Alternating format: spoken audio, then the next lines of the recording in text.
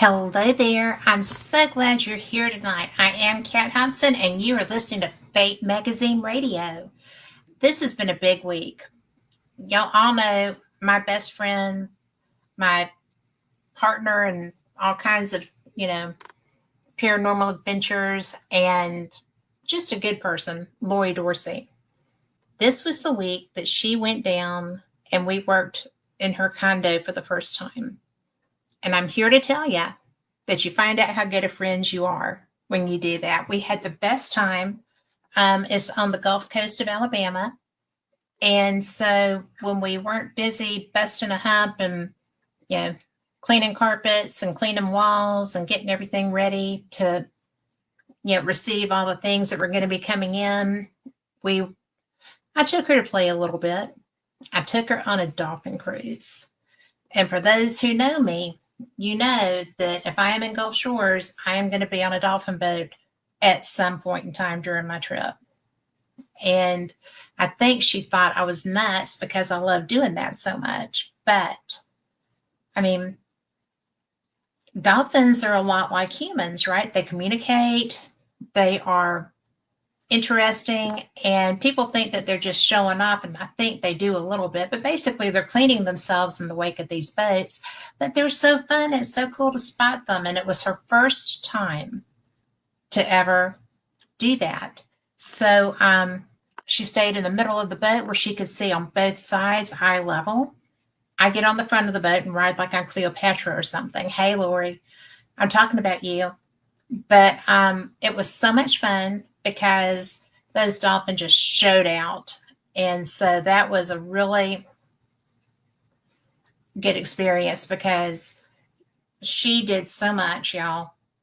Got appliances, getting, window panes replaced, doing all this stuff. And it's her place. So it was just such a blessing to get to see her so happy. Plus the dolphins and good food. And I turned her into the Gulf. There's all these places. We got to go see Mark Fultz. We just had the best time. We got to spend time with Ron and Denise Pridemore. And y'all all know that we are tight. So that was a real blessing to get to see them. And so, basically, we got to do spooky, chatty stuff. Didn't investigate really, but she's been to Fort Morgan with me. And when it's not hotter than blue blazes, we will go again because she almost sweated to pieces. I thought I lost her there for a minute when we were there. But it's a good time. And I can't wait till we get to do it again, which will be in 2 weeks, because now I'm taking her to a Parrot Head party. She is going to be so surprised, but it's really fun because we became friends at a paranormal event at a Titanic museum in Tennessee. And it was obvious we were kindred spirits, and we have been tight pretty much ever since. So when you get a friend like that in your life and they're making a life change, you try to make it as comfortable, fun, and interesting as you can for them. And not only that, but she's the one that knows, what I'm going to be saying if I croak before she does and come back and find her and just boom. So I'll do that. But anyway, I am really excited because it's been a big week. It really has. We did all this stuff. I got back home, getting my house back in order. We had, it has been an education, but, went to a 3-year-old's ragdoll game today, which was amazing. She's the only girl. She's sassy. I don't know where she gets that from, but it was just a really good time. So it's been big. I just thought that I wanted, because we've got a new edition of Fate magazine at the printer right now. I've had a lot of people ask me, when's it coming? When's it coming? And, Phyllis had had some health challenges. She had been getting things back together. She had both hips replaced. Um, she's a wild woman. Phyllis Gaudy is. She is bad to the bone. She was out chasing goats not long after her hips were replaced. And she said, who else was going to do it? The goats would have been eating in the neighbor's yard. Somebody would have brought them home. She's just a badass. But I just wanted to celebrate. I know I've done this before, and it's something I enjoyed when I did it. But I have all these episodes. They're not episodes. They're editions of Fate magazine. And I have a slew of them. And I have some articles marked already that I thought that I would share. And some of these are kind of poignant. As I was going through, I found the edition that has Phyllis's, it's not an ode to her, but it's discussing Rosemary Gully. They were best friends. They were pretty much partners in crime. They're very much like Lori and myself. And it's Phyllis's article that she wrote when Rosemary died. So it's that was kind of poignant for me to read. I don't know if I'll read that or not. I might. But when you're talking about a queen of all things anomalous, right? Two special women who developed a very good rapport and were kind of ahead of their time. And they were both fearless. Phyllis is still fearless.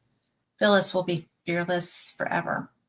But speaking of hips, I want to give a shout out to Carl Alberson, who has had surgery, got his done, and is sitting in that chair running the show tonight. And I was just like, what are you doing? I was in the other room and I heard the click and I was like, he is not sitting there. And I walked in here and he was sitting there, right there, having all the fun.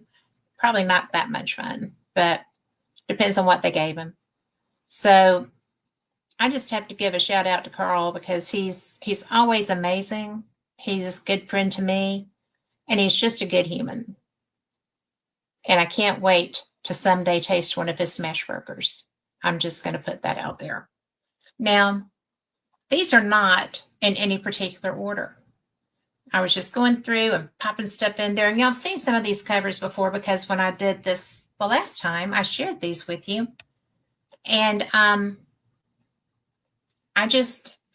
think the covers are so amazing. I can't wait to see what the new one looks like. She won't tell me.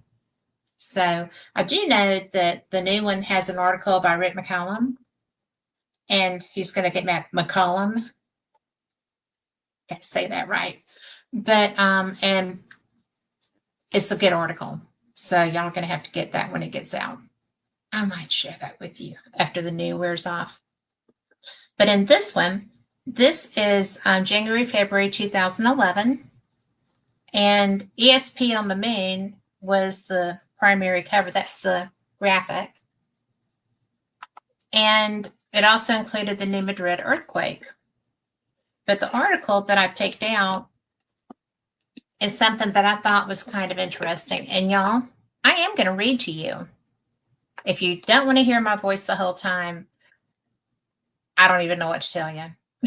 But it's just me. So I'm going to have to drop the specs and I'm going to have to look at the magazine. But there are some cool graphics in some of these stories. So, and it's really interesting because this goes so far back. The author is Jack Grimes. This is Jack. And he is a politician, an astrologer, a stockbroker, and writer of short stories. He lives in Wilmington, Delaware at the time of this article. But he says, and look at this graphic. Let me get it to you. Isn't that cool? So don't look at my nails. So it says, while most people have heard of the Headless Horseman of Sleepy Hollow, hardly anyone out of the state has ever heard of Delaware's decapitated Phantom Night Rider. These events allegedly took place during the Battle of Couch's Bridge, September 3rd, 1777. Hey, Tom McNicholas. When the opposing forces of Generals Cornwallis and Maxwell met one another in Delaware. The English were trying to recapture Philadelphia. The American troops' task was to stop them. During this engagement, one of Maxwell's soldiers, Charles Miller, got his head blown off by a cannonball that had to hurt during a British artillery barrage. The British flushed out the rebels, winning the Battle of Couch's Bridge with the loss of only 30 King's regulars. It's estimated the colonists probably suffered about the same number of casualties during the fight before taking flight. This is the point where the historical record of actual events leaves off and fantasy and myth-making take over. Witnesses claim to have seen Miller's horse gallop away, either with his corpse still seated in the saddle or being dragged behind the animal, having a foot hung in the stirrup. That's the last anyone saw of either the unfortunate soldier or the stallion, at least in this life. However, Miller's ghost may have put in an appearance at the Battle of the Brandywine, fought on September 10, 1777. It was reported that as Maxwell's attack began that morning, a headless specter riding a white horse was seen amongst the English artillerymen with its saber drawn from the scabbard, chopping off the heads of cannon crewmen so they couldn't fire on the Americans' positions. I guess tit for tat. The men of Maxwell's light infantry had no doubt that it was their fallen comrade Charles Miller taking his vengeance against those whom he blamed for his untimely demise the month before. As the legend continued to gain popular momentum amid Washington's Continental Army, it was later told how Miller's ghost had intervened, saving Washington's life by appearing just in the nick of time to lop off the head of a British sniper who had the rebel commander-in-chief fixed in his sights. While the area is developing quickly these days, thanks to I-95, providing easy access, and the urban sprawl created by greedy land developers, the Headless Horseman can still be seen to this day in rural areas. Sometimes the air thickens suddenly around the area of Welch Tract Church and Couch's Bridge, where the fighting occurred. On these nights, a sort of haze will settle over the woods. Then the Headless Horseman rides again. People who find themselves in these woods, maybe weed helps you see them, in these woods when the atmosphere changes suddenly become dizzy and disoriented. Then, shortly afterward, the ghost is sighted. Usually hoofbeats are heard prior to witnesses actually seeing the spirit. It's been observed at times carrying what is presumed to be its own severed head. At other times, people passing by have caught a glimpse of the apparition, which seems to be searching for something, presumably its head. At times, the apparitions of a headless figure mounted on horseback appear suddenly, then vanish into oblivion just as quickly. Once Miller's ghost has departed, the air returns to normal, and witnesses quickly regain their composure. The aspect of losing one's wits and being unable to focus one's thoughts seems to happen not only to those who see spirits of the dead, but also to people who wander about inside crop circles or sacred sites like Stonehenge on the solstices, or equinoxes. Perhaps they're briefly brushed another level of reality where living mortals are not supposed to go. Some people who have seen the Headless Horseman say his ghostly steed will charge at them, covering vast distances in no time, while its rider will swing a saber in a vain attempt to behead them. So it's seen that Charles Miller has become one of the spirits in chaos that the book of OASP mentions, still fighting the American Revolutionary War centuries after everyone else has called it quits. So it shall always be until people renounce the ways of war forever and learn to live together in peace and harmony. You know, I know people that feel that they've seen the Headless Horseman of Sleepy Hollow. And I don't know what I think about these things. I know that I've seen things I can't explain physically, right? And I've investigated places that are so completely radical in their energy that if there's not something occurring there, it's missing a good chance, right? I've been in stone circles in Scotland. I've been in you know, the lava cairns, which are the circular stacks of stones that are actually graves of witches, ostensibly. The energy in these places is really bizarre. So, do I feel like I'm lucky that I wasn't confronted by something with ill intent based on the energy? It would have not been a happy thing. Yeah, I do. I think I'm pretty lucky. Do I think that a headless horseman can swing hard enough to take off a head? They haven't done it yet, to anyone's knowledge. And if it's a specter, I just wonder if it could, you know? But it's something to ponder. And also in this edition, there's and this again is January, February 2011. You've got Accepting My ET Heritage, which if that wasn't so long, y'all would have already heard about, and you may still. An earth-shaking event, the New Madrid earthquake of 1811 and 1812. The Modern Oracle, solar weather affects EVP. I do think that's true. I think that a lot of things can affect what is allowed to come through, because I feel like it's coming through the ether, and if there's physical diversions of that, if we have an energy burst, if you're near an energy grid, if you're in thunderstorms, I feel like that can ramp up energy and help things to happen. I also think just rain stops that. So it's a damping effect. I base that activity levels both at Sloss Furnace and also at the old Paulding Jail. Because if you have a rainy night, Sloss is dead, as it were. And the same thing happens at the old Paulding Jail. The energy just drops, and you're not going to get much, if anything.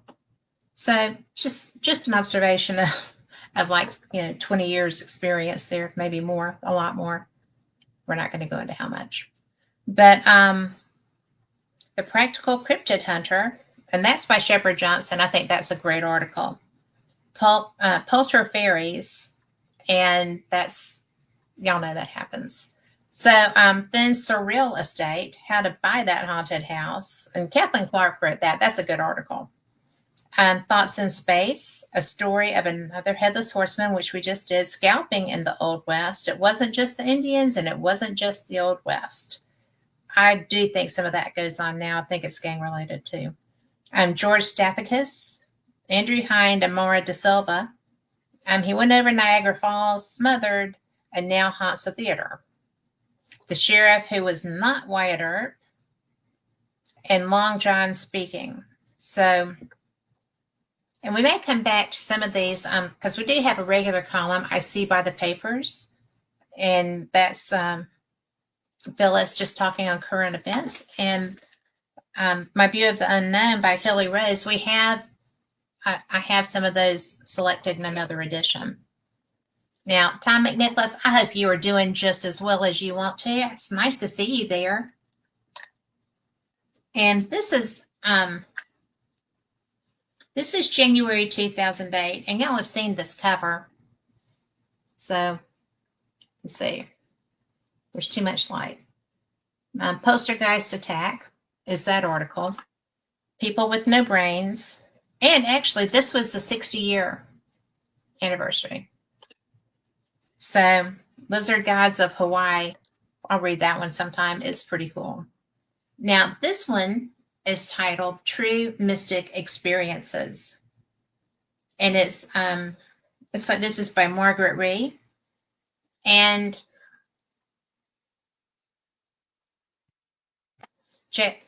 John Ree, age 17, is also pictured there. I know that light's bright, but there you go.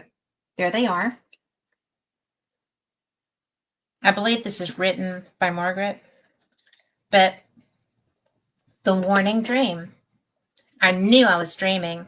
Everything moved in slow motion, the same dream as it was last August, and the August before that for 2 years. It was haunting me. I woke startled again. Negative energy fields were surging to the surface. My heart beat wildly. That was the last time I had that dream. I had no idea then, but 20 years later, I would know the meaning of the dream in the personal and metaphysical realms. Go back 20 years earlier. It was August 7th, 1960. Our beautiful baby boy was born, and we named him John. It was a joyous day, to be sure. He really was a beautiful baby. We carried him home to the congratulations and good wishes of loving family and friends. For 2 weeks, we were busy settling in with the new addition to our family. On August 29th, after a busy day, I went to bed to have the first of 3 dreams. It was a bitterly cold day. Snow was falling and silently covering the world with its pristine white blanket. Suddenly, the wind began to blow. The crystal flakes swirled around, and I could not see very well. Icy snow hit my face, stinging and mingled with my tears. I can't get to my baby, I cried, my feet stuck in the snow holding me back. I jumped up, my heart pounding. I ran to my baby, picked him up, and held him ever so tightly. I sat in the rocking chair beside his crib, holding him in my arms. I would not let go. At dawn, light gently filled the room. I could see the dancing bears on the curtains and the matching wallpaper. Crickets were humming, and the air was warm and still. Baby John was sleeping, snuggled in my arms. He was safe. This was, after all, August. No snow, and all was well. And for a year, it stayed that way. Just after John's first birthday, the same dream haunted me. Frightened and upset, I tried to find some answers and not to focus on the negative force around me. Another year passed and it happened again. John was now 2 years old and doing fine. He was our pride and joy. Then I wondered about the karmic doctrine, which holds that all actions have consequences, and decided to show less pride in how we thought our son was so special. For the next 20 years, I had no fearful dreams at all. One day, my now grown son said he did not feel well. At first, I did not think too much of it, but he could not eat, and he kept saying he was not himself. Our family doctor admitted him to the hospital where many tests were taken. At first, the tests came back negative. But then the phone call came. To this day, I hate the ring of the telephone. He was terminally ill, the doctors said, with a rare form of cancer. It made no sense. He was so young, strong, and beautiful. On Valentine's Day, February 14th, I sat by my dear son. His last words to me were, "I'm dying." I felt my heart shatter, breaking forever with a pain severe and permanent. He slipped away like a gentle bird. Days later, the funeral cortege wound its way along the cemetery road. There was snow everywhere. Beneath the newly fallen snow, wet and pristine, was ice. Plows had made a path. The line of cars followed the hearse up the hill to the new section of the rural cemetery. Suddenly, the hearse got stuck on the ice-covered road. We too, in our car, stopped. Then the hearse began to move, but we could not. The wheels just spun around. I jumped out of the car, my feet in the snow. Icy hail stung my face, mingled with my tears. The wind whipped me. I tried to run, but strong hands gripped my shoulders. My husband and someone else were pulling me. "No," I screamed. "I can't get to my son." All at once, a blinding light covered my eyes and face. The spirits were there. They had gently tried to prepare me years ago. Now I knew the meaning of the dream, the warning. It has not lessened my pain. I cry out to the spirits, but now there is only silence. They have completed their task, but they will be back with my son for me. And so I wait. In loving memory of my beloved son, John, Margaret Lee. You know, I can't imagine. I have precognizance. I have it a lot. And I can't imagine that. This story is especially poignant because we had a child in our family who passed away. And it's so, I can't even imagine that pain. And I'm very fortunate that I didn't have to go through it. I had 2 children in the same car wreck, and that was enough. To not have them come home would have decimated me. And it did the family member that happened to. So precognizance is sometimes not the best thing. But I think that to recognize that is such a personal and horrific moment is really amazing. And the fact that she was with her son, that she was with him through his life. She had no idea that that was what was going to come through from that vision. Or from that dream. I just feel so for her. And I think it was so brave of her to share that experience. And I don't know if I would be that brave and strong. That I would like to think so, but I just don't want to find out. So Margaret, thank you so much for contributing that to Fate, because it was really powerful. Now, this is an article by Hilly Rose. That is Hilly. And he does this column pretty often. He's one of the people. And I find it interesting. As y'all know, I have a friend, June Lundgren, who is a brilliant animal communicator. She has helped me with a couple of my dogs over time. And she's brilliant. So this particular edition has animal communication in it too. So, but this is Hilly's view of the unknown. Are y'all bored yet? Or are you loving this? Somebody tell me. So, I have been vaguely aware of the talk about serpentines in the paranormal world. In fact, I've been vaguely aware of snakes. And okay, for those of you that don't know, maybe this is your first time ever listening to me, or, I seem like I'm so brave and strong or whatever. Indiana Jones said, why did it have to be snakes? I would not have gone if it were snakes. Okay. Snakes and myself are absolutely opposed. I have reached down to get something and there was a snake close to my hand. It did not bite me. It did not chase me. It just, it froze. I froze. I backed away. And, what I had dropped, I was like, you can have that. It's yours. Just stay there. And so I was told later, a garter snake. I didn't know that. To me, every snake is venomous. Okay. Not even going to go there. So this article was tough for me to bring to you, but we're going to get through it. And and for those that don't know, I had somebody ask me, what do you drink all night?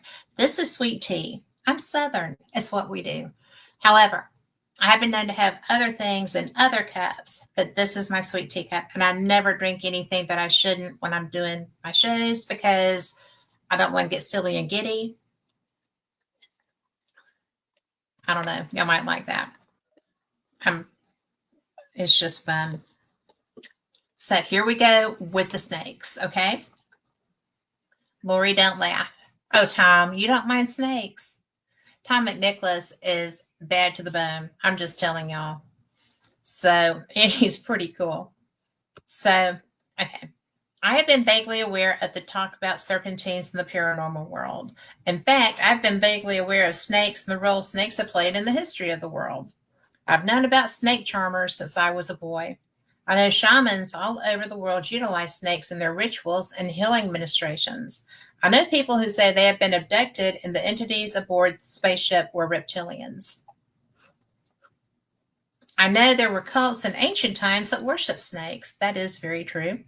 Having read the Bible, I know there was a snake in the Garden of Eden, and when Moses cast down his rod, it turned into a snake. Yet somehow I've never really given any thought to the intensity and depth with which snakes have insinuated themselves into our cultures, past and present.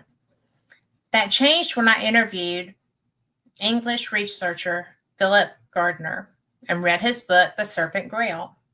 And now that was when Hilly was doing Fate Radio. It was an interview on Fate Radio. So, to quote Gardner, the snake is intricately linked with magic and mythology in almost every culture.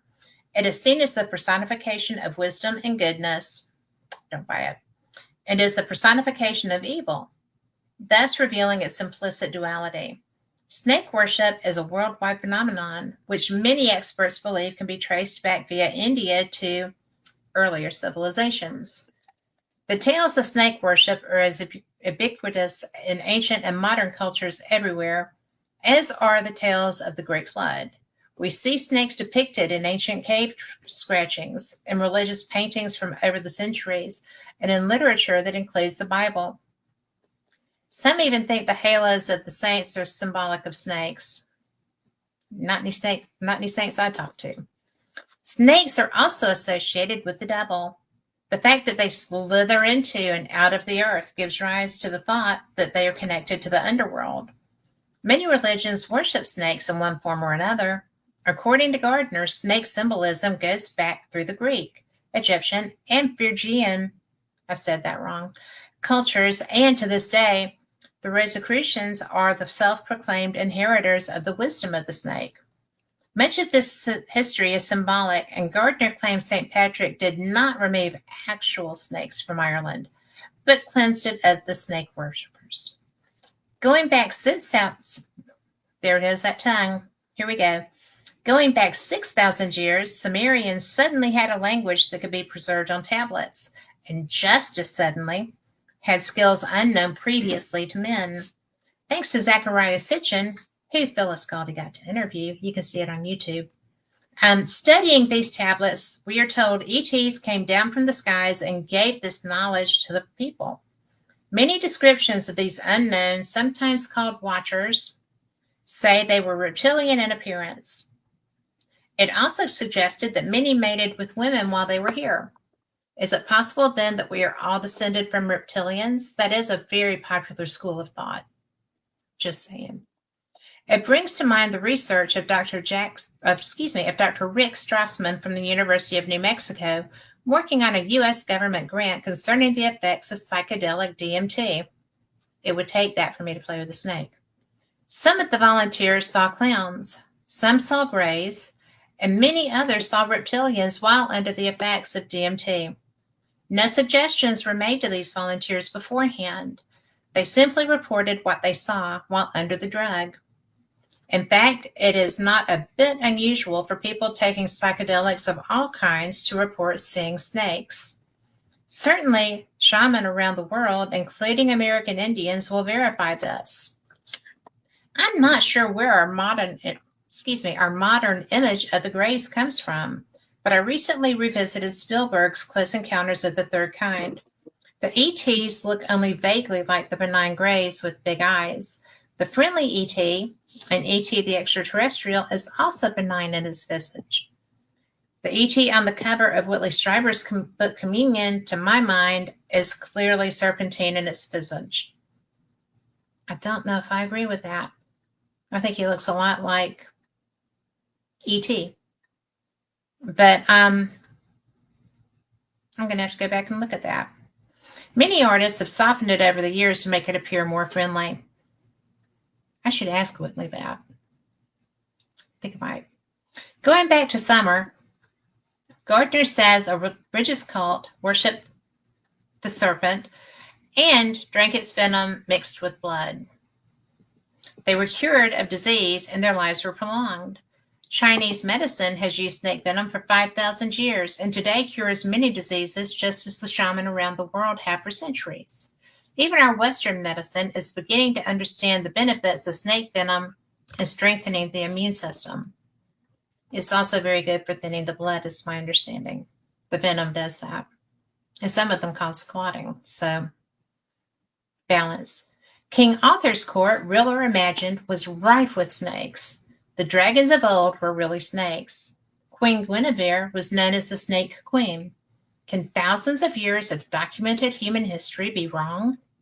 What's so special about the snake? Why not the elephant? The peacock? The deer? I could deal with the peacock. Can thousands of years? Same paragraph. Many of us have an inherent fear of snakes. What happened in our history that created this fear? Is there something in our subconscious or DNA that makes us fear, dream about, and relate to the snake in a totally different manner than we do to any other animal or other human beings? Are the reptoids still with us? According to Sitchin, the aliens came from planet Nibiru to gather gold. They restructured the DNA of the proto-humans already here to work as slaves in the mines. Are we still doing their bidding without knowing it? Do they wear human masks to keep us from fearing them? Because in truth, we are part of them? Are the full-blooded reptoid descendants waiting for the right moment to reveal themselves? Are humans the misguided ones who make war on each other and foul the environment? Are the reptoids waiting for us to come to our senses? Or is this all snake oil? I like him. I really do. I like him a lot. So, I'm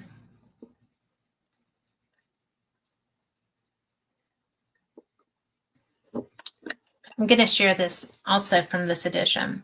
Is my proof of survival. And this is going to be factual accounts by our readers of survival after death. And the first is called Vision of Roses. In 1978, my mother was very ill and dying of cancer. I had to leave my own family to care for her and my sister, Virginia Ann Krug, who was helpless and unable to care for herself as she had MD. My mother mercifully passed away after her 84th birthday. My sister, who was very nearsighted, was lying in bed just a few days after our mother had passed, when suddenly the most beautiful roses she had ever seen appeared on the ceiling above her. My mother loved roses, so my sister said, "Mother, I know that's you, and as you are showing me these beautiful roses, I know you're all right." After she said that, the roses slowly disappeared. We were both convinced it was our mother letting us know she was happy. I still believe that, and it's a good feeling. And this was by Dolores Ben from New Richmond, Ohio. And then Suburban Diner. Suburban Diner was my friend Sylvester C. Scott's favorite diner on Route 17 in Paramus, New Jersey. It was the only one he patronized, visiting once a month for over 30 years. On July 25th, 2000 at 7 a.m., Scott picked me up from work. On our way home, we passed by the diner. "Let's have breakfast," I suggested. "Okay," he said. The parking lot was empty. Ours was the only car parked at the diner. Bewildered, we looked at each other. We entered the front door and walked toward the second door that would lead us to the diner's interior. I was ahead of Scott, but before I stepped in, hands still clutching at the doorknob, I peeked through and scanned the area. The dining room was empty, completely devoid of people. Lights were subdued, and I could hardly see. Dining tables and chairs were neatly arranged as if waiting for diners. The counter bar was surrounded by high stools and empty of people and food. It was so eerie, I almost backed out. Then I saw an elderly white couple standing outside the counter bar. The woman was in front of the man. She was in her late 80s, short and petite, wearing a white waitress's uniform with a black apron. He was in his early 90s, wearing a tan suit with a clip-on ribbon tie instead of a necktie. The old woman smiled, so we went in. Scott and I chose our table, followed by the old woman. We ordered breakfast without a menu. We knew what we wanted and how much it would cost. Silently, she took our orders, left, and was back quickly with our food. The old man was not around. We ate in silence and were in a hurry to leave. After we finished, we waited and waited. After 45 minutes, I told Scott just to leave the money on the table. On our way home, we didn't discuss anything. I wondered why the old woman was still waitressing at her age. The following morning, we went back to the diner. We saw 3 cars in the parking lot. There were 3 young men inside the diner in animated conversation. One of them came to the door and told us the place was not in business anymore. 2 days later, Suburban Diner was demolished. In its place is now a gas station. Who were this couple? I believe they were ghosts of the former owners of the diner. To serve patrons one last time was their desire, and they filled it before their beloved diner was demolished into oblivion. And I've got to tell you, this was written by Sylvester Scott and Herminia C. Delvaux. And, you know, that's pretty much, that would be pretty exciting, I think. Let's see.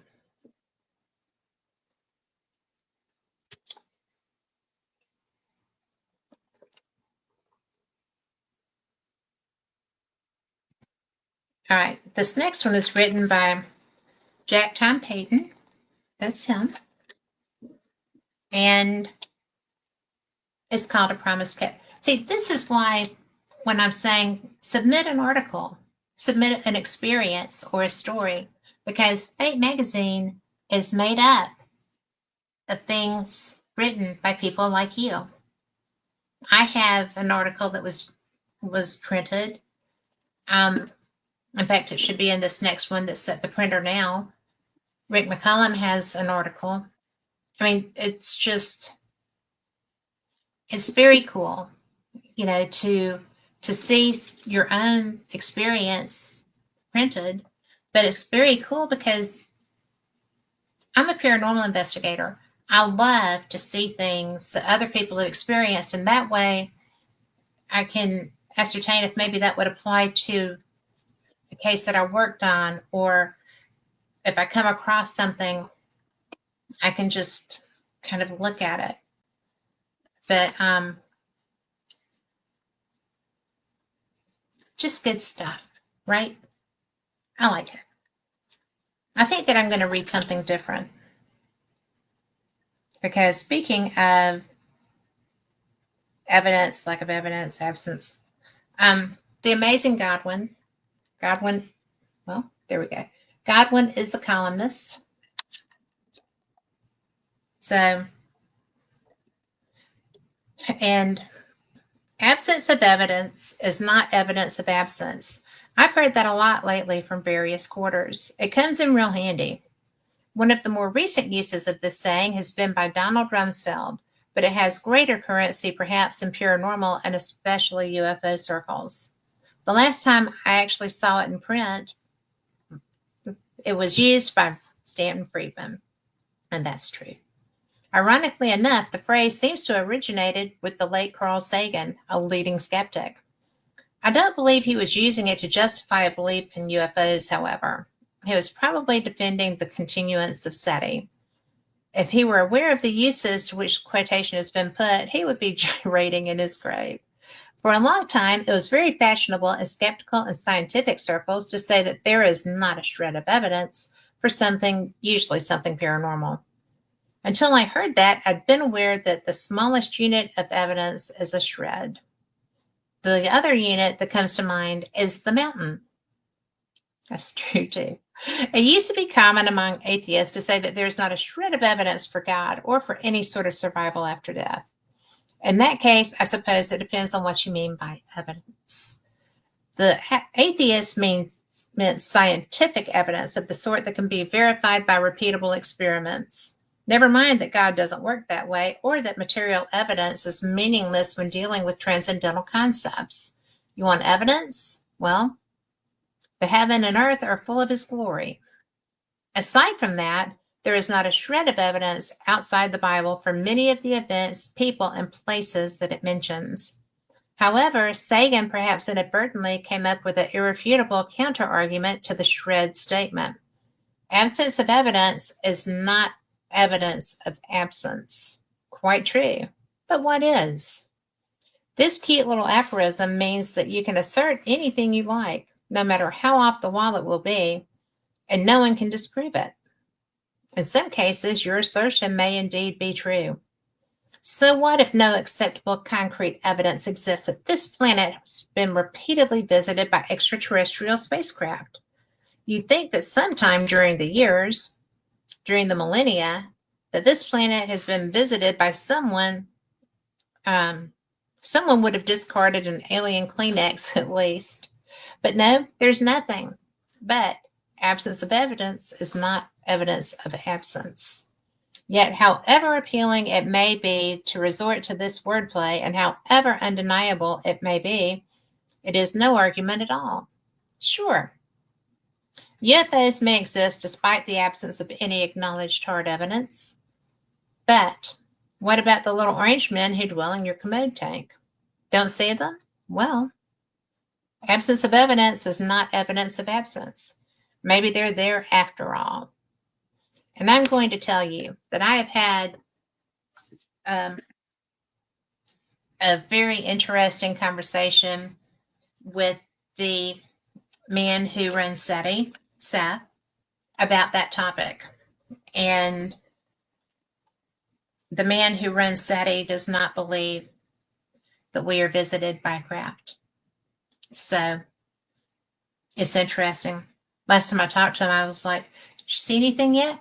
Is there anything you can't explain at all? No. No was his answer.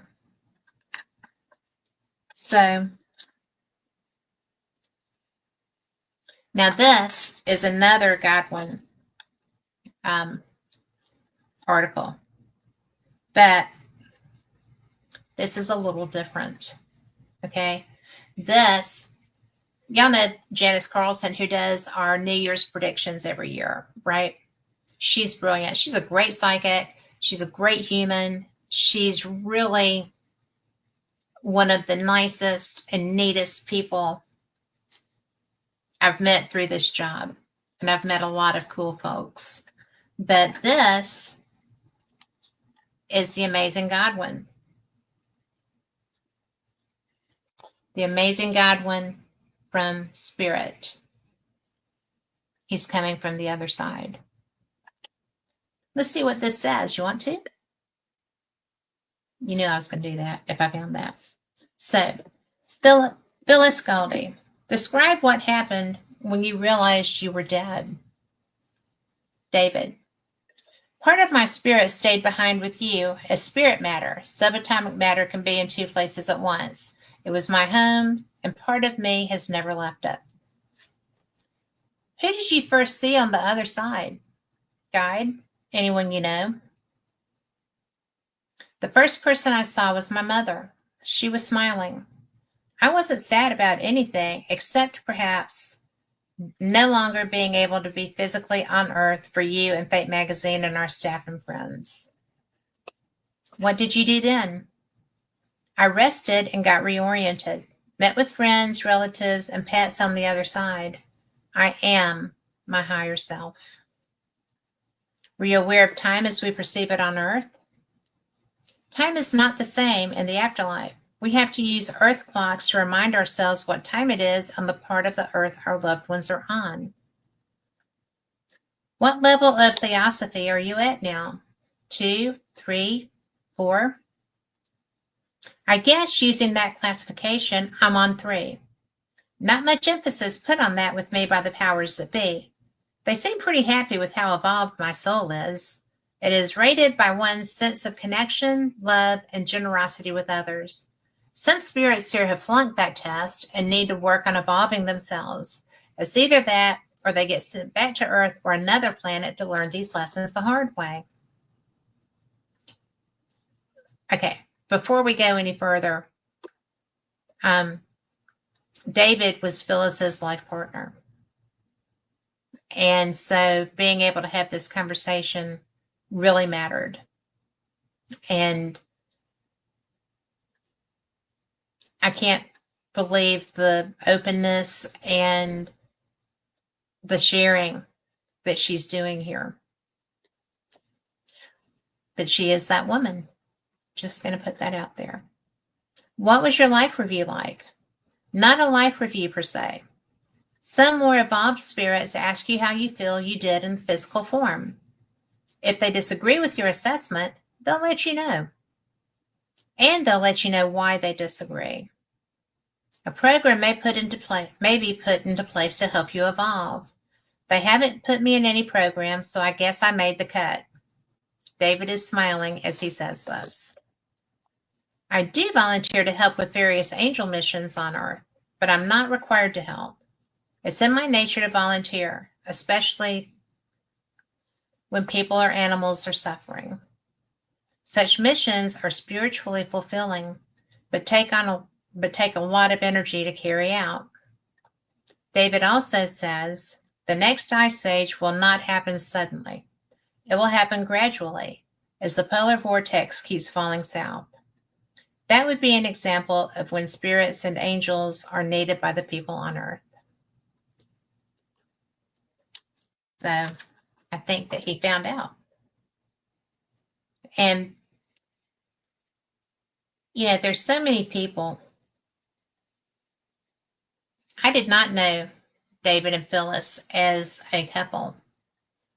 I do know how spectacular of a human Phyllis is. So to me,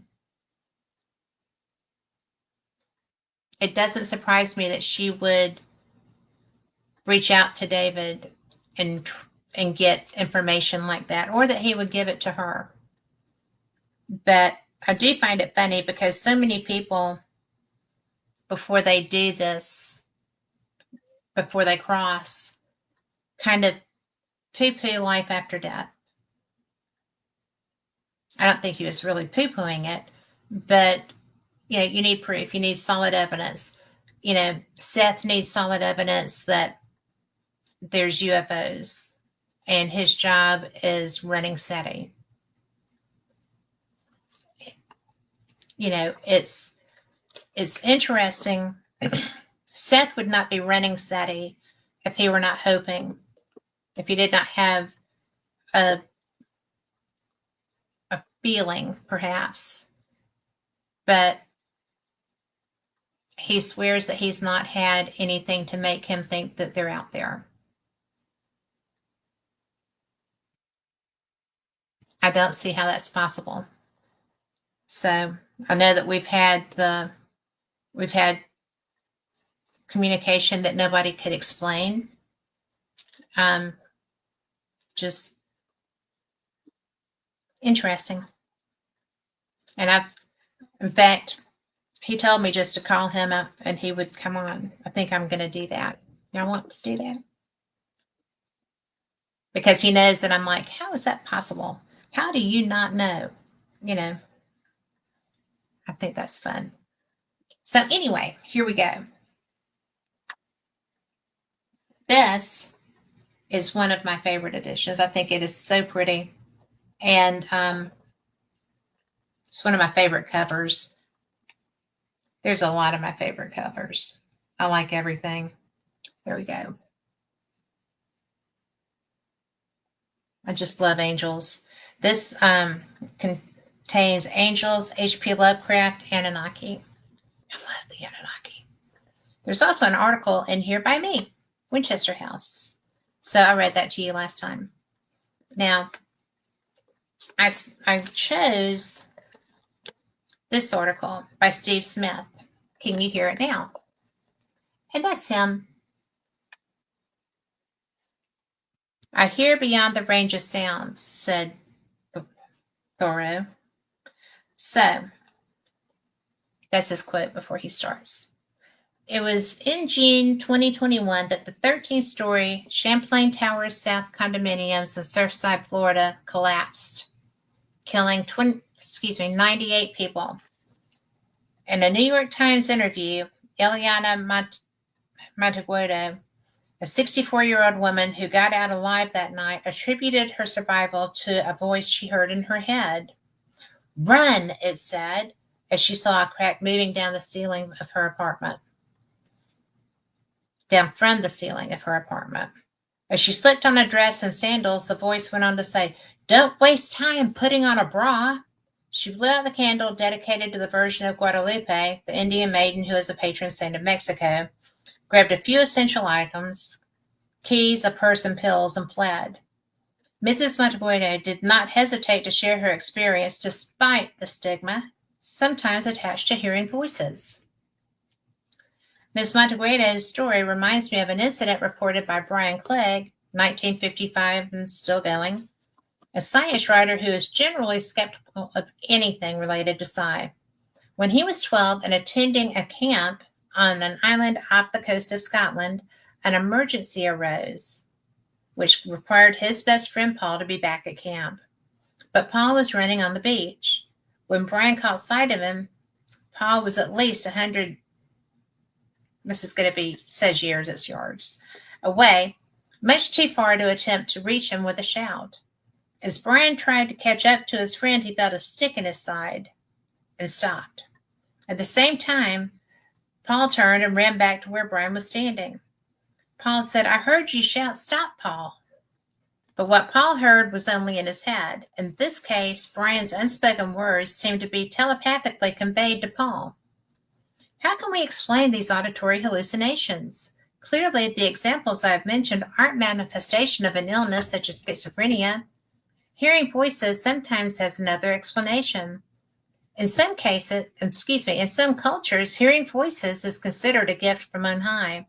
An alternate possibility is that it may be a psychic phenomenon.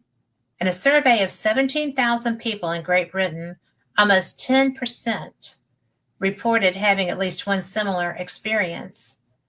A voice told Ms. Monteagudo to run, and a voice told Paul to stop. In each case, the voice they heard proved to be very helpful.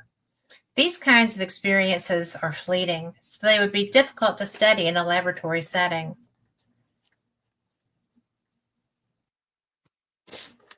Well, turning pages appears to be difficult in this one. All right, well, that's because that was the end of that. So as you go on through here, there's an article by Warren Gray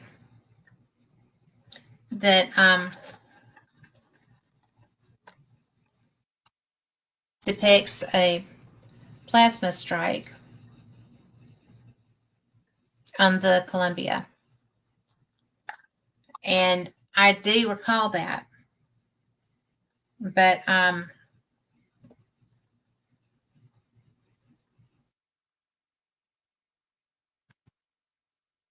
at 82 seconds of flight time, a piece of foam about 2 feet long and over 1 foot wide allegedly broke away from the external fuel tank bipod and struck the reinforced carbon RCC thermal protection panels on Columbia's left wing at approximately 500 miles per hour, damaging the wing powers. So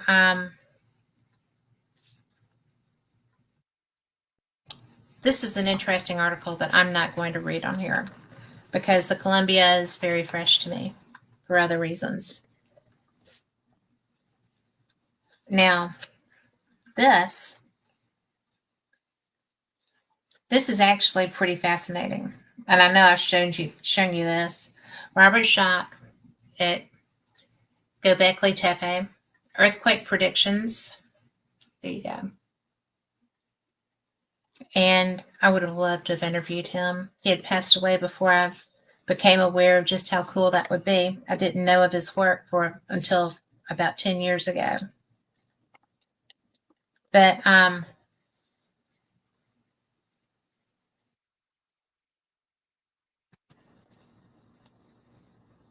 this one actually has another session with David from Spirit that I wanted to share because, like I said, Janice Carlson is the psychic. Phyllis Galdi is one of the most down-to-earth women I've ever met. And people always want to know what happens after we pass. And this is the best way. I know I already read the first one, but I think this is something that we all are curious about. What happens after we pass? This is really, this is somebody that wasn't sure that he thought anything did, right? So now that he had, Janice is able to bring him through to Phyllis. And I think it's interesting because Phyllis, like I said, is one of the most practical and pragmatic women I know. I believe her, and I believe Janice. So, the Amazing Godwin from Spirit is told to Phyllis Galdi by Janice Carlson. Phyllis, describe what happened when you realized you were dead. This is what we already read. This is the same one. I don't know why it's in a second edition. That must be a typo. Let's see what we have over here. So I'm not keeping anything from you. It's just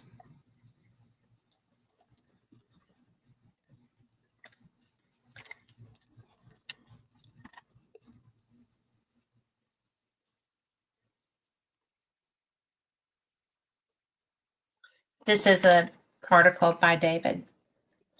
I'm going to read this.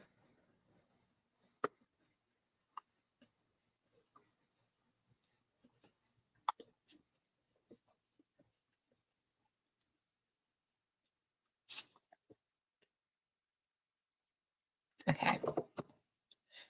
In answer to a letter from a perceptive reader in this month's report from the readers, as well as several authors in print and on the cursed internet, I would like to point out that the stars are not visible in the moon's black sky in the Apollo photographs because it was daytime.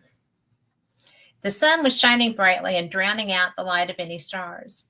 You can't see the stars in the daytime on Earth. Why would you be able to see them during the day on the moon? Because the sky is black? Well, the sky on the Earth is blue during the hours of sunlight because of reflections from tiny particles in the atmosphere. I just lost my place. What color would the sky, if the Earth, like the moon, had no atmosphere, what color would the sky be? That's right, black. And you still wouldn't be able to see the stars in the daytime. All of this doesn't even address the fact that it's very hard with normal camera settings, shooting at a normal speed to capture stars in the night sky on film. Take a picture of a friend standing in the front yard at night using a flash or other artificial lighting, and the sky will be black with no stars. No hoax, no warehouse. But the real question is, why is it so necessary to prove that everything is a deception and or a conspiracy? I ask that all the time. In some cases, conspiracies do exist. The plot to kill Lincoln involved several people who laid their plans in a boarding house and elsewhere. Whether Secretary of War Edwin M. Stanton was involved or not remains an open question, although mainstream historians very much doubt it. But was there a conspiracy to assassinate John F. Kennedy? Many signs point in that direction, but was there? And who was behind it? Moscow? Havana? The mafia? But does everything have to be a conspiracy? The bombing of the federal building in Oklahoma City? Is it true that no ATF employees were present that day? the disaster of 9/11. Why would the Jews do such a thing? Isn't it far more likely that Muslim fanatics did it because of their hatred of the United States stemming from its support of Israel? Of course, 9/11 was a conspiracy, but with Osama bin Laden at the head of it, as he now admits or claims. Yes, our government has deceived us at every turn. There have been heartless experiments carried out on unsuspecting victims. There have been outright denials of the obvious, such as the dangers of radioactive waste or various undercover tests. The administration stonewalled Watergate. We made war on Iraq because of government lies and misdirection. And of course, UFOs.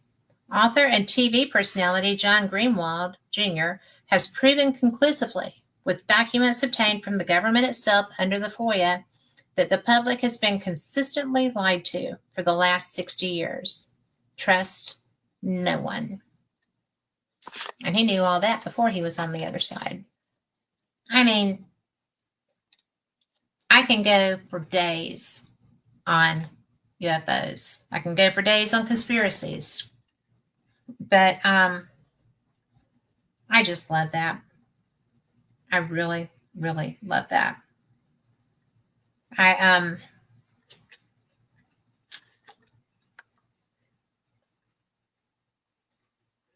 These are things that Phyllis found in the newspaper during the period of publishing this in January of 2008. I just love that cover. So, and one of the articles that she found was a Reuters article. And it says, Yeti footprints found? A team sent to Nepal in search of the Yeti for Sci-Fi Channel's television series Destination Truth say that they may have found footprints created by the legendary creature. Armed with infrared cameras and other high-tech equipment, the team spent a week in the Khumbu region of Nepal near Mount Everest. They discovered the roughly 1 foot long tracks on the bank of the Manji River at an altitude of about 9,000 feet. I don't believe it to be a bear. It's something of a mystery for us, said Destination Truth's Josh Gates.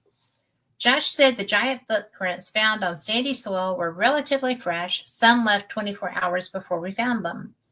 He told reporters the print is so pristine, so good that I'm very intrigued by this, adding that the findings would likely prompt further investigations by the team into the legend of the Yeti. And we all know where that took him, right? Still looking for it. Now, then the Leaning Tower loses title. A German church steeple in the village of Surhusen has replaced the famous Leaning Tower of Pisa in the Guinness Book of Records as the world's most lopsided building. Guinness officials confirmed the award after measurements found the church is leaning at a 5.19 degree angle compared to Pisa's tower's 3.97 degrees. The church was built in the middle of the 13th century and its 90-foot tower was added in 1450. And that's reported by ANOVA. And I had no idea that there even was another leaning church. I guess a lot of things do. Oh, you want to hear about a spooky skin-bound book? Yeah. An image of the face of Father Henry Garnet, an English priest executed in May 1606 for treason, is said to have appeared on a 17th century book believed to have been bound in the condemned man's skin. The book, called A True and Perfect Relation of the Whole Proceedings Against the Most Barbarous Traitors, Garnet, a Jesuit, and his confederates, went up for auction in December. This is not the first time an object associated with the man is said to have undergone this eerie transformation. Really? According to the legend of Garnet's straw, after his execution, a young man named John Wilkinson picked up a blood-soaked piece of straw from the scene and took it with him, only to discover later a section of the straw had taken on Garnet's likeness. That's reported by the BBC. Interesting. So I just love this stuff. Why did I have that here? That was that. Now, this is another one of my favorite covers. And I don't know. I keep looking up and seeing your I don't mind snakes thing. I can't decide if I think that you're fearlessly brave or just, weirder than me, which would be pretty weird. Now,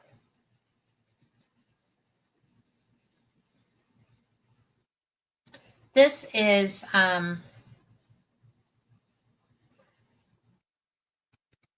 the dolphins one again.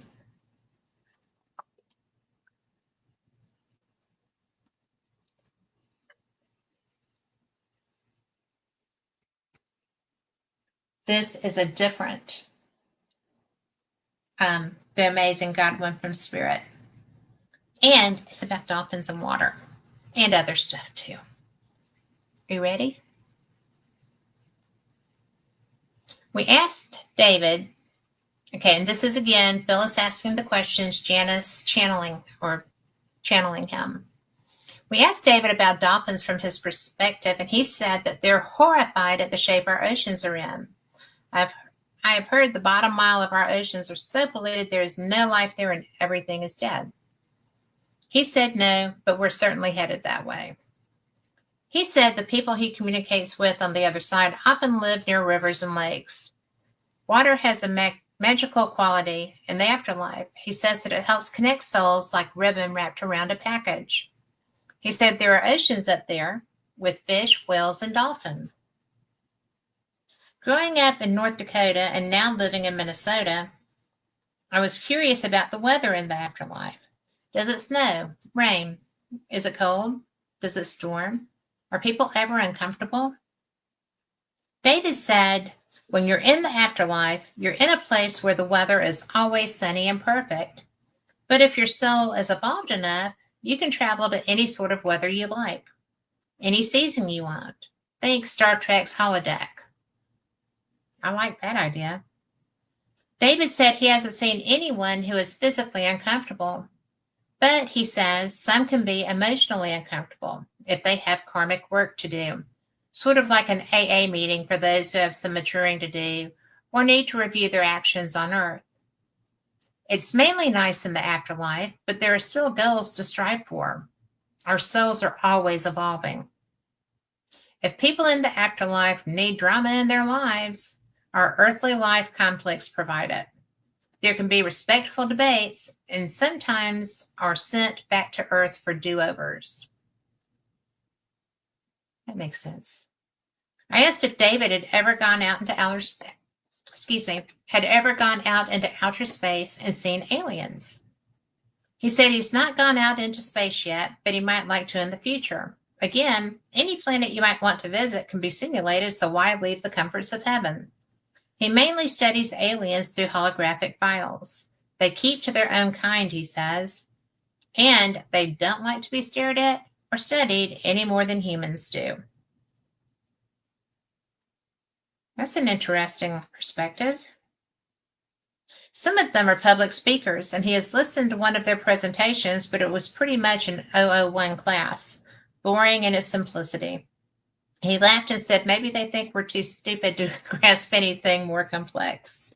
So there's that. And I can just hear Phyllis laughing about that. So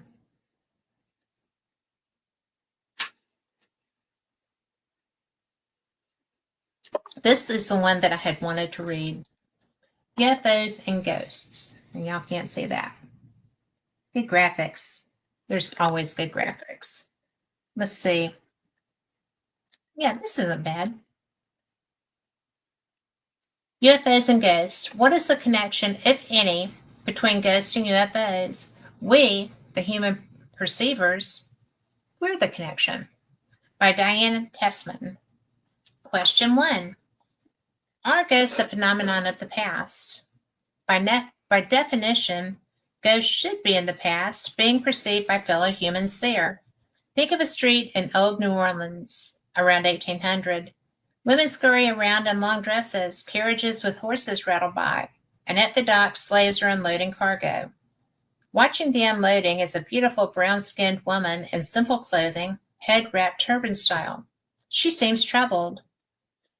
Move forward to 2013, and down by the New Orleans waterfront, a young man suddenly perceives the misty, translucent form of a mixed-race woman wearing a head wrap, looking worried.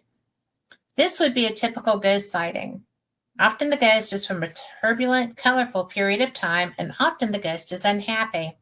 Seldom does the ghost look like solid flesh, but rather has a phantom-like appearance. Do y'all think that's true? Are the ghosts that y'all see translucent?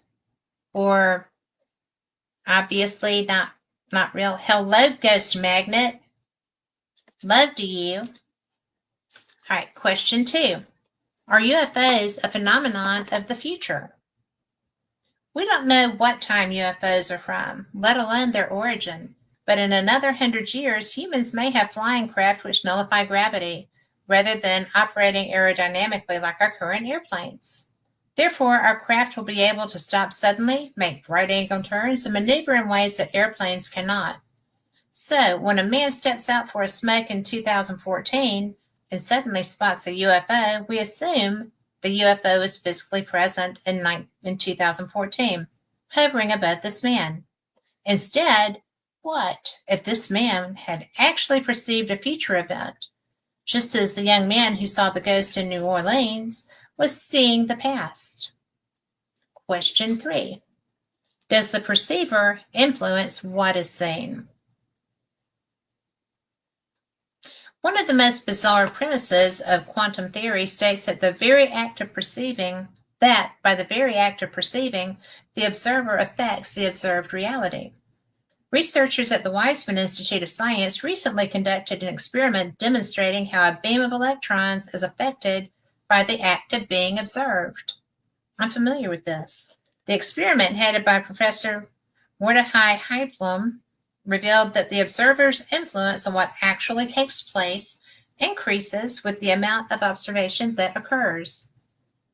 Heilblum and his team concluded that when a quantum observer is watching, the behavior of particles will change. When behaving as waves, they can simultaneously pass through several openings in a barrier and then meet again on the other side of the barrier. This meeting is known as interference. However, interference resulting from waves can only occur when no one is watching. How do they know?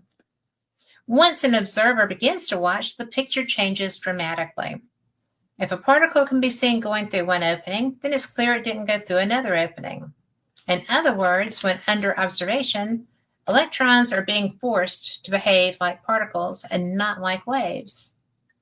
In a sense, human observation seems to cement these objects into solid reality, when in pure waveform, a number of potential outcomes exist.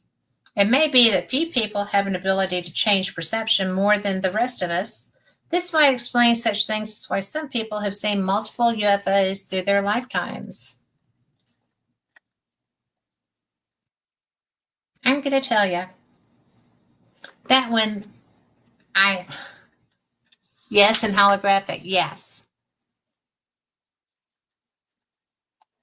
Question 4.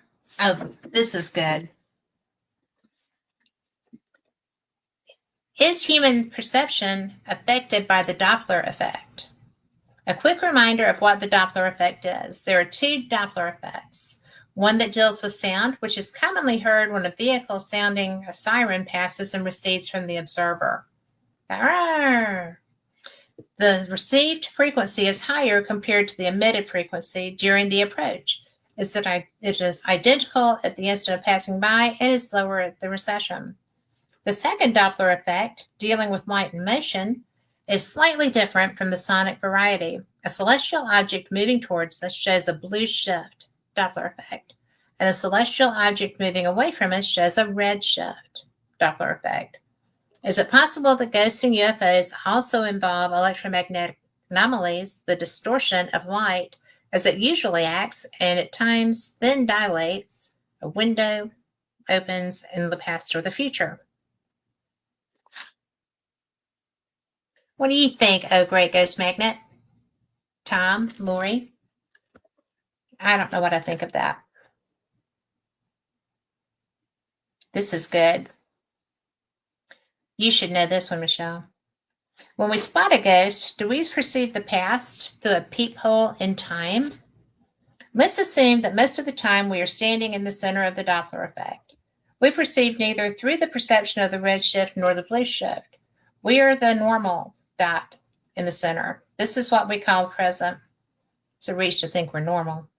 Ghosts could manifest because suddenly the perception of the human observer has shifted back through time. This could happen as the observer is subject to the light and time fluctuations, which may happen once in a while within human consciousness. Instead of standing in the center of the Doppler effect, she suddenly has the redshift view of time. Redshift leads to the past, which we are moving away from.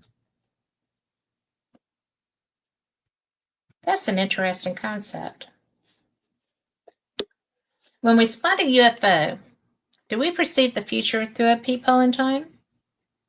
Is the observer's human consciousness suddenly functioning through a window of the blue shift, no longer perceiving the middle dot from the present? I don't know, right? So the answer that they provide here is perhaps some UFOs, rather than visiting us, are actually going about their business in the future, albeit in the same physical spot where we see them moving. I realize that many circumstances regarding UFOs suggest that they are here with us in the present. There is often more than one observer, perceiver. Also, CE2 means there is physical evidence that the UFO was here, like burn marks on the ground or radar confirmation. This doesn't happen often, or at least we are not told about it. Big difference.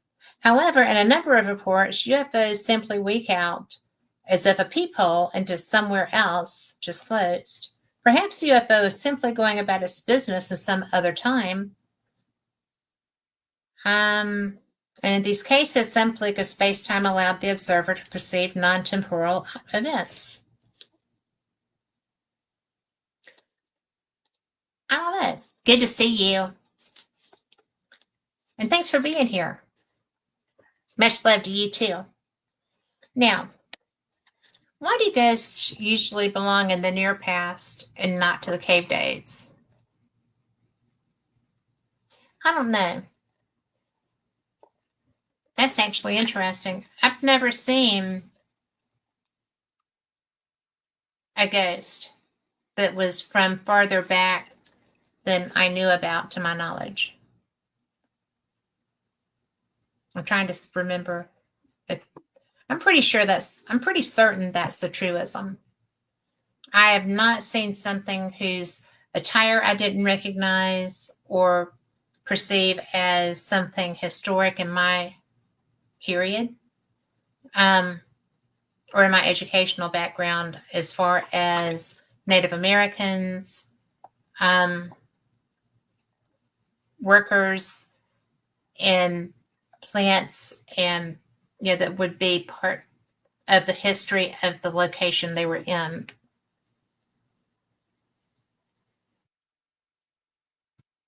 Michelle, if you went to go eat dinner, I could have used your input on this because you see everything. But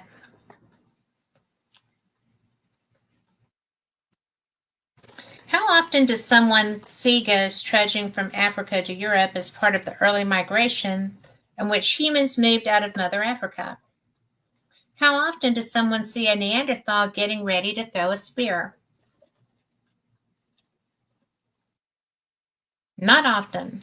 Stories suggest that observers have seen regiments of marching ghostly Romans and Appalachians of Celt warriors, but these are rare. Sometimes ghosts appear to be family members. A friend of mine tells me that her grandfather still haunts the family home. Grandpa is from the recent past. So it may be that the red shift perception of the past works better if the ghost is nearer to the present. As the red shift continues outward in the rippling pool of time events, it grows more distant from the observer of the present. In other words, 1800 AD may be easier to perceive spectrally than 12,000 BC.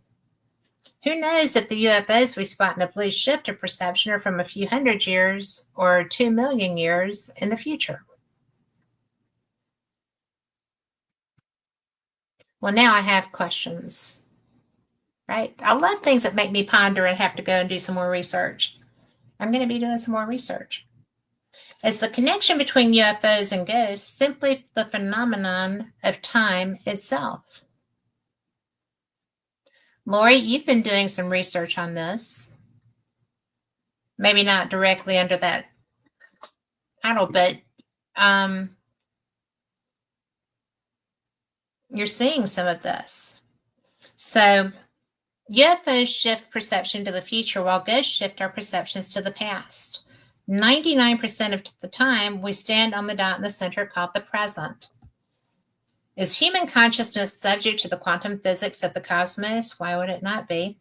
It seems impossible that human consciousness is a phenomenon outside of all the other wonders of the universe. If we are a part of it all, then we must consider that phenomena happen to us that are directly within the workings of the vast universe all around. Phenomena for which real perceptions and results do exist. I tell you what, Diane Tessman's website, www.earthchangepredictions.com, and her new book at the time, this is, show me a date. There's no date. How is there no date?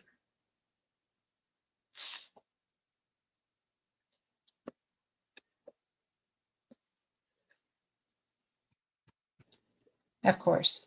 But at the time, her new book, The UFO Agenda, is available on Amazon. So that would be The UFO Agenda by Diane Tessman, Tessman,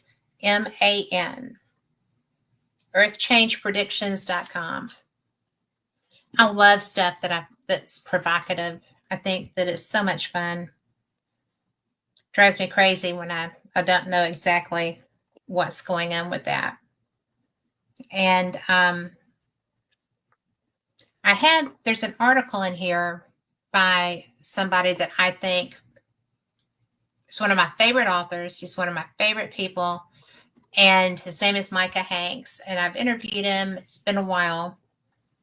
But this is Beyond the Known Part 2. And it's Animals Talk. See how long this is.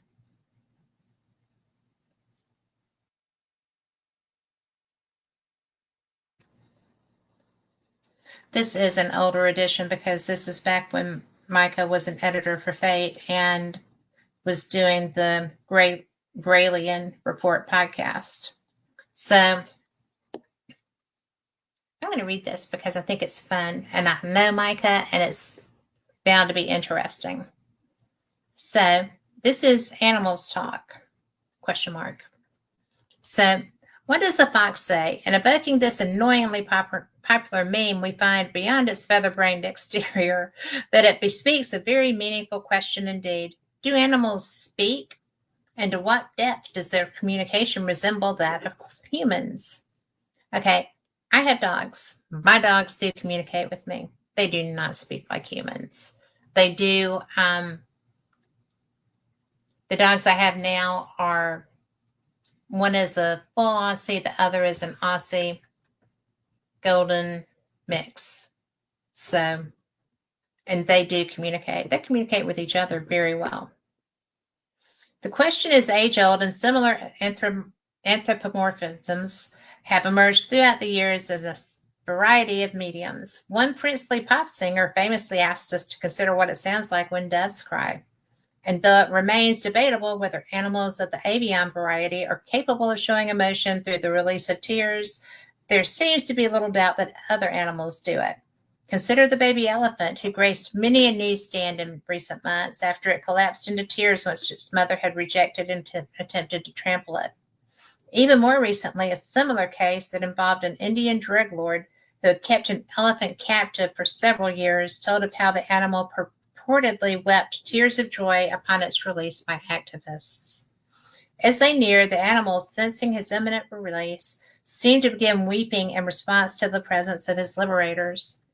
Oh, I would have had to take that person down or just let the elephant.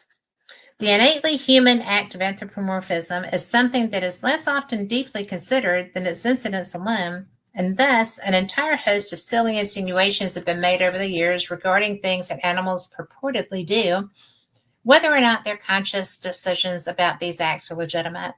It could be argued, of course, that humankind habitually does the same thing in the search for alien life. How presumptive indeed that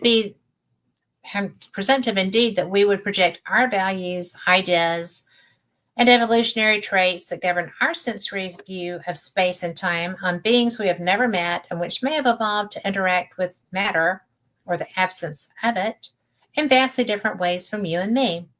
And recognizing that intelligence may not manifest from one life form to another the same way it has for humans, we need not look so far away as deep space in order to change our perspectives on what defines intelligence or how it may manifest. Marine biologists have long been fascinated with the apparent intelligence exhibited by cetaceans, dolphins in particular, which appears to range from varieties of communicative relays to control and manipulation of elements in their physical environment for various purposes, whether practical or purely for enjoyment. Consider the way dolphins exhibit an incredible mastery over the creation of ring-shaped bubbles, which they form by shooting air through the water ahead of them and nudging it with their noses to propel the odd-looking ringlets forward. That is a thing.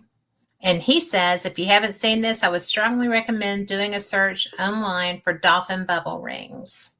And you too will be amazed at this remarkable little game our dolphin brethren play from time to time. I just love dolphins. Recreational activities alone, while noteworthy, may not directly imply intelligence, but in the case with dolphins, what scientists believe they are actually capable of comes strikingly close to being on par with human levels of brain aptitude.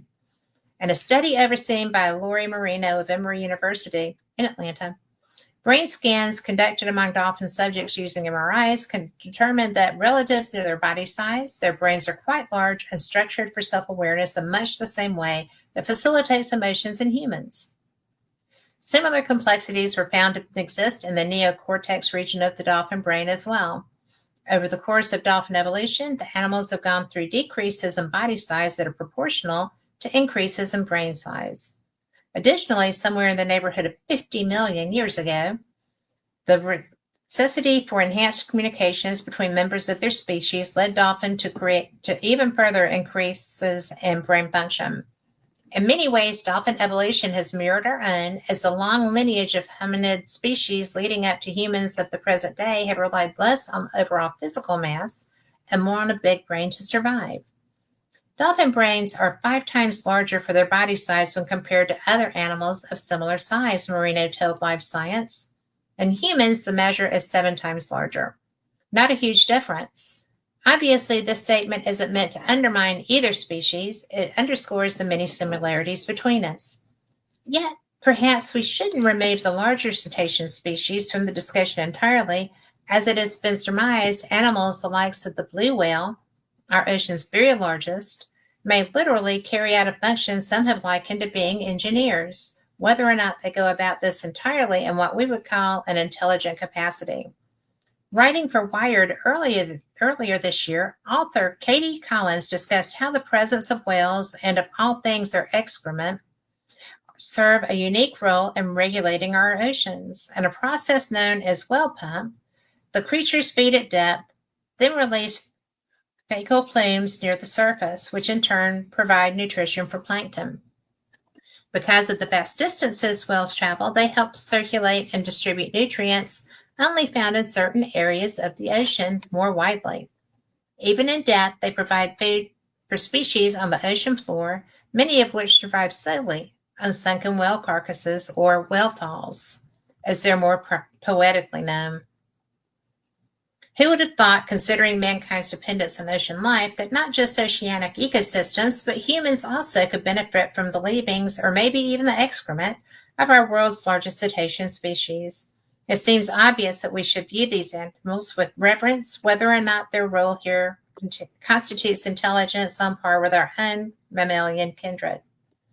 There are levels of influence such as these, whether or not wholly intelligent, that orchestrate a grand and eerie symphony that plays on silently behind all that we do, even as we are deaf to it, if nonetheless catches up that it nonetheless catches us in its swaying cosmic rhythm. He does have a way with words.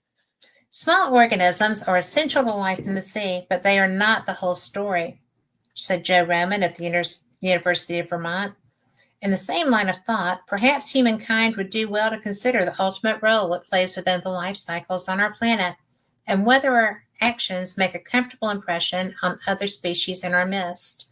In the relative sense, humans are small organisms. Though our actions are essential to us, we may still take for granted the greater role species around us are playing also. In fairness, maybe humans aren't the whole story either. So, you should really read some of his books.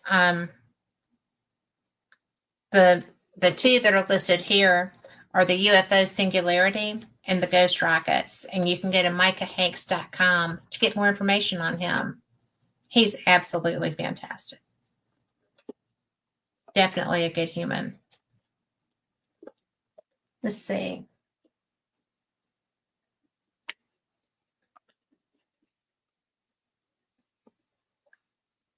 I'm trying to make sure because I'm running out of time. And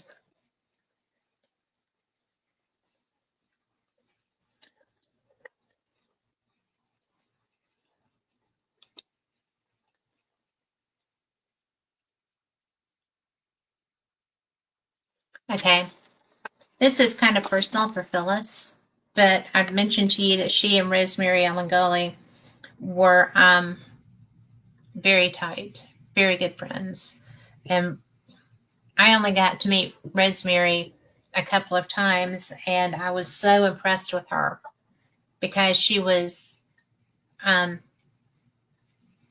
such an intrepid researcher, and she was just a nice human. I didn't know her obviously as well as Phyllis did, but you know, Phyllis said, losing Rosemary Gully last July was a huge shock to me and the rest of the world. It was not expected and totally not in our plans. I was very sad for quite a time and couldn't come to terms with this loss. Eventually, I had a session with Janice Carlson, our wonderful medium, and that brought much peace and comfort. Much information came through validating the contact. When we first communicated with Rosemary, shortly after she passed into the spirit world, we asked if she had a message for fate readers. Her sense of humor was evident when she said, "Wish you were here."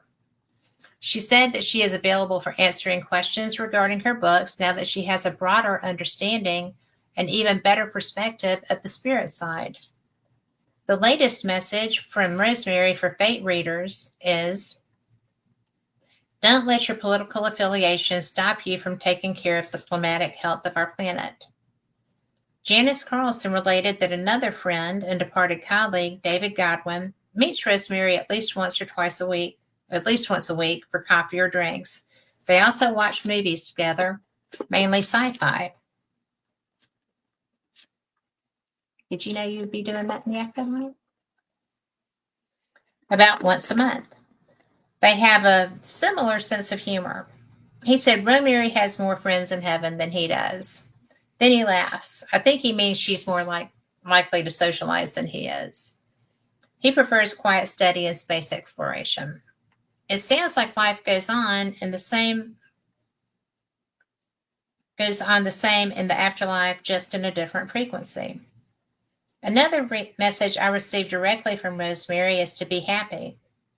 Remember the happy times we shared and all the adventures we experienced through the years, from the East Coast at Gettysburg and other Civil War sites, to the West Coast hanging out with the Burroughs in Arizona, to Sedona, to Jerome, Arizona, to Fortune Caribbean cruises. We have had some grand times, and it's better to focus on those instead of being sad. We have her wonderful legacy of all the amazing books she has written, and we will continue to offer all the fate compilations that she has wisely arranged. So, I think that is very reassuring, and I totally can picture the two of them. They were such partners in crime. So, I just think it's nice to know that so much of Rosemary comes through when there's a reading that she's involved in, because it's we wonder, right? And she found David. They found each other on the other side, and they enjoy each other's company just like they did. I can only imagine Phyllis, David, and Rosemary in the afterlife, right? That's going to be interesting. Now, this is when Phyllis first moved to North Carolina. She lived in Minnesota forever. But, well, maybe it's not right when she moved there, but it was close to. So this part is my new neighbors. There have been reportings of Bigfoot in the county where I live in North Carolina. Maybe when the dogs and I are walking in the woods here, we can meet them face to face. Back in the day, I used to make Atlantean crystal wands in Minnesota. A Bigfoot manifested itself in my dining room for just a brief moment, looking at the wands on the table. I could imagine it thinking, what are these crazy humans up to now? That being seemed benign and very intelligent, thoughtful even. I wasn't frightened of it at all. I look forward to more peaceful encounters. I have not asked if she came across one, right? So I think that's going to be a question I have to ask her. She is intrepid. She really is. This is a woman, went through the flooding from the hurricane last year. And she's fierce. She had her hips replaced. She had that massive stroke. And she is so amazing. I really, really love her a lot. And this, I'm going to read this because this is another The Amazing Godwin from Spirit with Janice channeling him. And the question that Phyllis had for him was, according to CNN, astronomers found a potentially habitable planet called Proxima b around the star Proxima Centauri, which is only 4.2 light years from Earth. Now researchers have traced a second signal they believe belongs to a super-Earth orbiting the same star, increasing the intrigue of this neighboring planetary system and its potential. Does David think there is life on this planet? Does he ever go there? And the answer: David says there are many such planets in the cosmos that are habitable for humans. He has visited this one and says it did remind him quite a bit of Earth. When visiting planets, he does not always get out of his spacecraft. Sometimes he and other spirits with him just orbit and scan it. His particular spacecraft is crystal-powered. It's interdimensional travel of some kind, so they are cloaked from view when orbiting planets. Space travel is very popular in the spirit world. Some of it is for pleasure. Others travel for research and angel intervention purposes. I would not have thought that. David says the size of these vessels varies. His seats 6, but they can be a lot bigger than that. I'm unable to tell you much about the spirits he's traveling with, except he mentions someone named Carl. Doing road trips, dude? So that is very likely Carl Wischke, owner of Llewellyn Publications, where David and I both worked. He passed a couple of years ago. Question: does David know if there are beings, aliens, people living within the earth? If so, what are they like? Is the earth hollow like some believe? How much has the government been digging tunnels, etc., for travel and storage and escape? Answer: David said there is dormant alien DNA under deep layers of Earth. He says the Earth is not hollow, it has a molten core. He says that octopus is an example of alien DNA on Earth. It is more likely that aliens live under the seafloor than under dry Earth.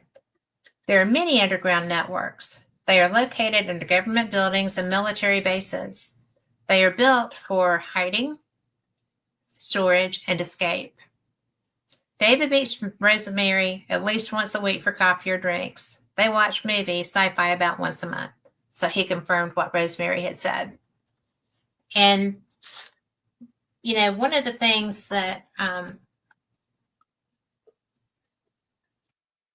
love learning about from Mary, who does skyships over cashiers.com. It's a website, it's a newsletter. It's I'm going to have her on because I miss her, so we're going to do that soon. But she is the one who told me about a base that is under the Cherokee National Forest. And when she was telling me that, I go to the place that she says is where the entry is. And it blew my mind because I don't think it's an improbability that you could make that work, right? It's just amazing the things that we don't know are done with our dollars. So I will get her on and we will have that conversation and you will love her. Her name is Mary Joyce, Joyce. And she also lives in North Carolina. And she is also intrepid. And this is someone that I have met personally. When David goes to play poker, I'm really close to her, and she will come down and have lunch with me. We'll go and meet somewhere. She is one of the best. She is the person who first told me about John Kerry being in Antarctica on the day of Obama's second inauguration. And that was when there was so much discussion, which died off. I mean, it was like a 7-day wonder, right? And heads of state were there. Representatives of Britain were there. There were so many people coming and going, and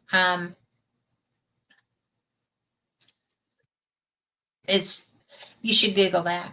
But it was so bizarre because I did not realize that John Kerry was not in Washington for Obama's inauguration. And then she published an article, and I went to, when I was reading it, she had provided links for photos. I cannot think of the name of the company right now, but it's always involved in huge conspiracy type things. But they actually were hiring people to go there because there was so much work going on. I went and looked at the applications as if I were going to be filling one out to go. And the requisites were pretty intense. Some of the primary ones were you can't have your own communication device.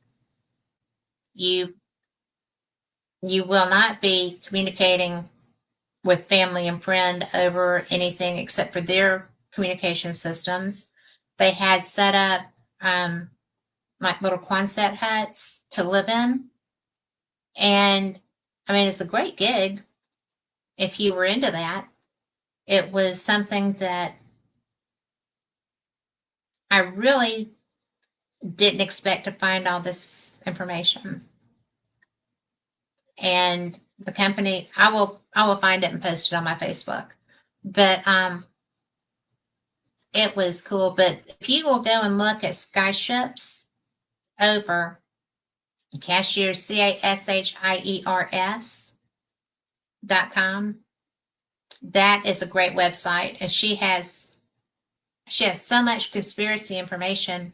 And I'm really not a strong conspiracy theorist. Do I think that there's stuff? I'm sure there's stuff. I'm sure that our government does everything but what we think they're doing with our money. Okay. I'm not always sure they're doing stuff for the greater good. I'm not always sure they're doing stuff for our good.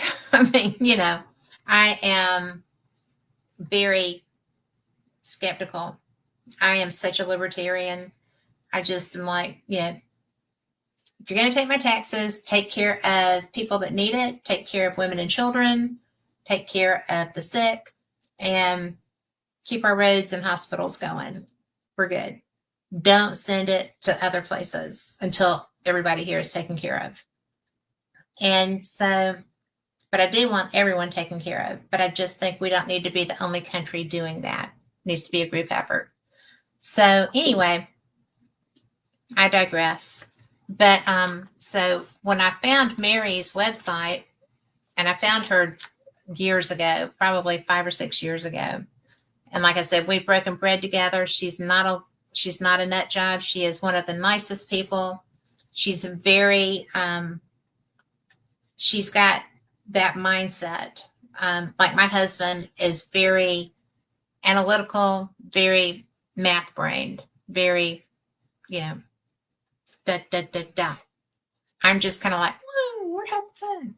But still with my work, I'm pretty, serious about that. But she brings the receipts. Okay. When all this talk was going on about different bases and different places, about hollowed out places, she's the first person that ever told me about the moon ringing. Okay. And I thought that was hokum. I nicely thought that was hokum, but it was so unexpected. And then I found a bunch of different articles, not hers, but I found a bunch of different articles on that topic. You'd be amazed what is out there and how long it's been out there and how many different things are not what we're told they are. I am so amazed by not just Mary's research. I mean, so many people that I follow. Stanton Friedman was quite educational for me because when I first met him or first interviewed him, I did not anticipate the knowledge I was going to get on UFO research. He was the original civilian Roswell researcher, and he also had receipts. And when I started reading his books, I was like, holy cats, this is really interesting stuff. So I've been very blessed with the people that I've met through the time of doing my work. And I just don't have enough time to tell you how wonderful I think they are. Now, this is a really long article. I don't think I'm going to do that.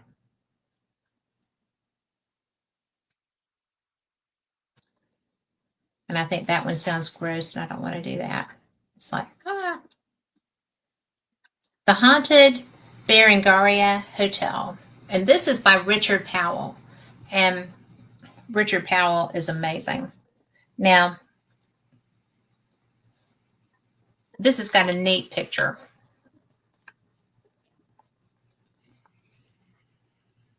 And that's the name of it. Near Prodamos, the highest village in the Troodos Mountains of Cyprus, the crumbling structure of the once luxurious Berengaria Hotel still attracts tourists. The visitors are not the rich and famous of old, but the curious to see firsthand what remains of one of the most haunted hotels on the island. When it opened in 1931, it was state of the art. In the 1960s, a large swimming pool was added. In its heyday, this popular mountain hotel attracted local and international tourists, including kings, politicians, and movie stars. The cooler mountain air was a relief from the heat of the plains. The tourists it attracts today are looking for more unnatural events. Named after the wife of Richard the Lionheart, Berengaria, this hotel was the most luxurious hotel in Cyprus. What happened to this 80-room lavish hotel to have it end up as it is now? Some say it was the fact they did not keep up with the times. Little or no money was put into modernizing the hotel. There were no ensuite facilities in most rooms. The furniture was not updated. The pool was on the shady side of the hotel. Guests did not come back and profits fell. The theory that attracts far more attention is the story of the family that owned it. With the help of many locals from the village, Mr. Kokolos built the most luxurious hotel in Cyprus at the time. For over 50 years, it was the place to go for a week or weekend. The owner died and left the hotel to his 3 sons who had promised their father to work together. This did not happen. The sons were greedy and fought about profit sharing and put no money into maintaining the hotel. The guests left and the hotel closed. Over the next years, the 3 brothers all died mysteriously. The oldest reportedly throwing himself off a bridge due to his financial situation. Besides the brothers, there are 3 other spirits said to be haunting the derelict hotel. The first is the manager that hung himself. He appears to be trying to encourage visitors to come in and book rooms. The second, a woman found drowned in the pool is waiting to find her murderer in order to seek revenge. The third, villagers report seeing a dark-haired woman in a white dress standing in one of the windows. Some say on a quiet night, if you listen closely, you can hear the music from the nightclub and chatter from the casino. Being well and truly haunted, the building attracts many visitors curious about paranormal activities. This deteriorating hotel is looking very scary now. Floors are rotting through, stairways are unsafe, wallpaper is peeling, the windows are smashed, the pool is a frog pond, and part of the building is collapsing. Being in a wonderful location, high in the mountains with views in all directions, and 15 minutes from the ski resort on Mount Olympus, the hotel has sparked a lot of interest in rebuilding and opening it again. There have been at least 3 attempts at refurbishing to its former glory, but for one reason or another, they all have failed. It was sold again last year to another investment group. Maybe this time the Berengaria can attract the rich and famous again. Okay, Lori, no, we're not going there. So that is Lori's idea of a good time. But just so y'all know, I love doing this kind of show too. I love talking to guests. I love learning about them and bringing them to you. And we're going to go back to doing that. But periodically, I love sharing fate with you. So thanks for letting me. And we will be back. I'll be back Wednesday with Paranormal Experienced. And I will be back next Sunday with Fate. So we will see y'all. Same cat time, same cat channel. Be blessed. Have a great week and love somebody. Good night.